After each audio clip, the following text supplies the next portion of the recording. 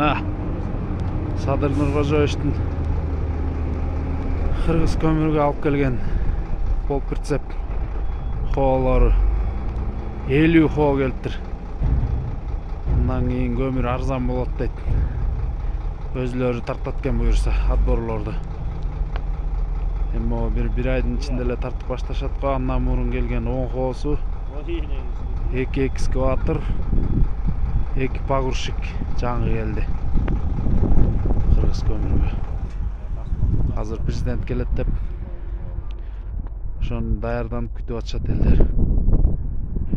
Президентибизге рахмат. Эч даярданбагыла, эч нерсе кылбагыла деп баарын отказ кылып тигип койгон боз үй бар болчу, 2 боз үй. Сойгон бир жылкы сойгон ачкан. Баардыгын отказ кылдырды, жомой кыла деп. Как карапайым эл катары эле келип кетем. Анчалык шан шөкөттүн кереги жок дептир.